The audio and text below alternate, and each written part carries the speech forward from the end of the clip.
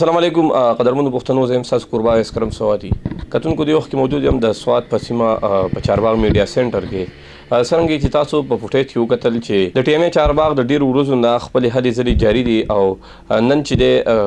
ټلګرام او هغه سایډونه کم ملنجبه روډ باندې پاغه باندې د دوه سپری اکټیویټي وا قدرمنو پښتنو هم دغه حواله سره زما پسند کې ناس ټي او آر چارباغ عباد حسین صاحب موجود دی سره دا سره خبرې کوو چې مونږ او تاسو ته دغه حواله سره سوال غواړي او دو په کم ځای کې اکټیویټي وکړه. السلام علیکم جی. وعلیکم السلام. ټي او آر صاحب سوال غواړي تاسو نه اکټیویټي کم ځای کې وشو کم بازارونه او کم ځای کې سپری وشو. ډیره مهرباني وروره چې تا موږ ته مخاطره کړله او دا زموږ د ټیمې چې کوم اکټیویټیز دي دا تاسو د کیمرې په سترګه باندې عوامو ته وښایئ. نو هغې سره دونه وشي چې خلکو کې هم څه نه څه اګاهي راشي چې او یاره ټیمې هم لګیا ده او زموږ هم څه پرس جوړیږي چې موږ خپل کوم عوامو چې کوم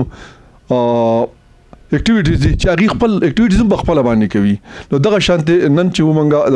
د روان شولو په فایر بریګیډ باندې ټلګرام بیل شو ورسره ټلګرام بازار او د دغه سره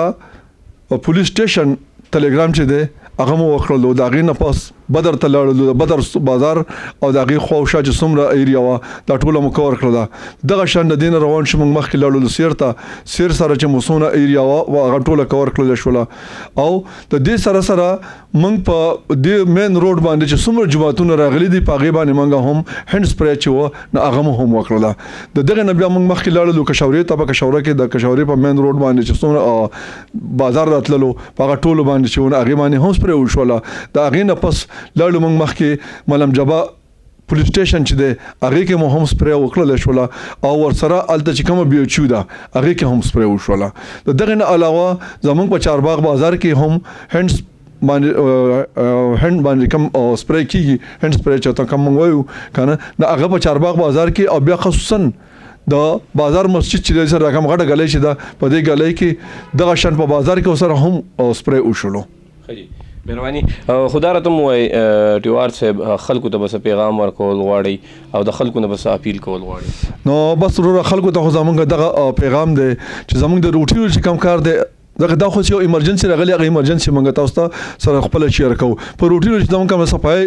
مهم روان دي نو هغه سره هم ورسره د دې سره جوخ روان دي او هغه روټینو کې زمونږ کیږي. نو ټول عوامو ته زموږ دا یو خواسته تاسو مهرباني وکړئ څومره بازارونو ته تاسو اول خو کوشش کوو چې ما راوځئ خو چې کوم حسبي ضرورت وي هغې دپاره تاسو راوځئ او څومره سامان چې د کور د ضرورت مطابق وي که هغه سبزي وي یا داسې نور څه وي چې هغه تاسو واخلئ په کم شاپر کې چې تاسو هغه سامان واخلئ او هلته کې هغې کټایي وشي دا کومه چې کچره وي مهرباني کوئ هغه په هغه شاپرو کې اچوئ د خپلو دروازو مخې ته یا کم ځای کې چې موږ مخصوص ډسبینې ایښودي دي هغې ته تاسو را رسوئ او هغه بیا موږ خپل ډمبي ګراونډ چې هغې ته به رسوو. نو دې سره دا ده چې دا موسم داسې را روان دی چې په دې کې د ډینګ د خطرې یاره هم ډېره زیاته شته. نو هسې نو چې موږ ته نور د دې یو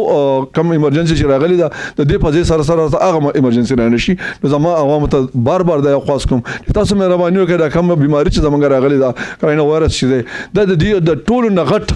تدابیر چې دی هغه احتیاط دی. نو موږ ټول چې دغه احتیاط وکړو او زموږ احتیاط دا دی چې موږ خپل کورونو کې کینو او بهر دراوتو کوشش زیات نه کوو. ډیره مهرباني